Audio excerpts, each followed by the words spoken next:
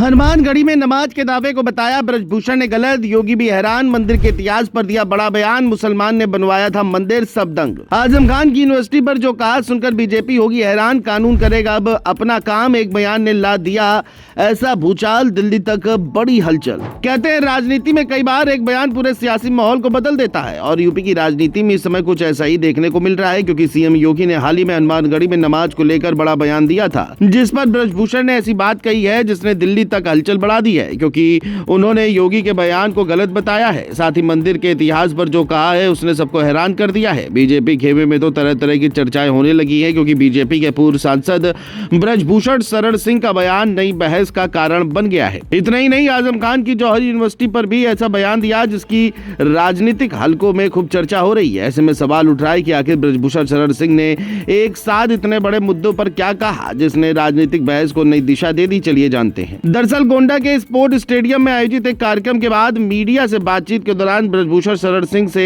हनुमानगढ़ी को लेकर सवाल पूछा गया। हाल ही के दिनों में हनुमानगढ़ी में नमाज पढ़े जाने के दावे को लेकर राजनीतिक बयान सामने आए थे। इसी पर प्रतिक्रिया देते हुए ब्रजभूषण शरण सिंह ने कहा कि हनुमानगढ़ी में कभी नमाज नहीं पढ़ी गई। उन्होंने इस दावे को तथ्यात्मक रूप से गलत बताया। इसके साथ ही उन्होंने ये दावा भी किया कि हनुमानगढ़ी का निर्माण एक मुस्लिम व्यक्ति ने कराया था और वहां आज भी उससे जुड़ा पत्थर मौजूद है। हालांकि उन्होंने ये भी कहा कि उन्हें उस व्यक्ति का नाम इस समय याद नहीं है। लेकिन मामला सिर्फ हनुमानगढ़ी तक सीमित नहीं रहा। बातचीत के दौरान जब राम मंदिर निर्माण के लिए जुटाए गए चंदे में गड़बड़ी और इस मामले में पीएम मोदी को जिम्मेदार ठहराने की बात पूछी गई तो ब्रजभूषण शरण सिंह ने इससे साफ असहमति जताई। उन्होंने कहा कि इस तरह की भाषा का इस्तेमाल नहीं होना चाहिए और इस पूरे मामले में पीएम मोदी का कोई संबंध नहीं है।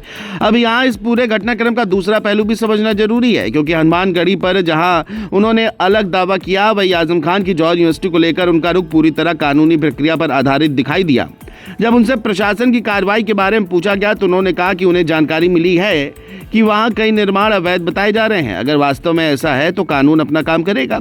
उन्होंने किसी तरह की राजनीतिक टिप्पणी करने के बजाय साफ कहा कि कार्रवाई कानून के मुताबिक होनी चाहिए। यही बयान अब राजनीतिक गलियारों में चर्चा का विषय बना हुआ है। इतना ही नहीं, श्री कृष्ण जन्मभूमि और मौलाना जर्जिस के बयान पर भी उनसे सवाल किए गए, लेकिन इस बार ब्रजभूषण शरण सिंह ने बेहद संतुलित जवाब दिया। यानी जहां उन्होंने हनुमानगढ़ी और राम मंदिर चंदा विवाद पर खुलकर अपनी बात रखी, वहीं कुछ दूसरे संवेदनशील मुद्दों पर टिप्पणी करने से बचते दिखाई दिए। फिलहाल ब्रजभूषण शरण सिंह के इन बयानों ने उत्तर प्रदेश की राजनीति में नई चर्चा छेड़ दी है। हनुमानगढ़ी को लेकर उनका दावा, राम मंदिर चंदा विवाद पर प्रधानमंत्री और मुख्यमंत्री का बचाव, जौहरी यूनिवर्सिटी पर कानून के मुताबिक कार्रवाई की बात और कुछ मुद्दों पर चुप्पी, इन सब ने एक साथ कई राजनीतिक बहसों को हवा दे दी है। अब आने वाले दिनों में इन बयानों पर दूसरे राजनीतिक दल और धार्मिक पक्ष किस तरह प्रतिक्रिया देते हैं, इस पर भी सबकी नजर रहेगी। लेकिन इतना तय है कि एक बयान ने कई नए सवाल जरूर खड़े कर दिए हैं।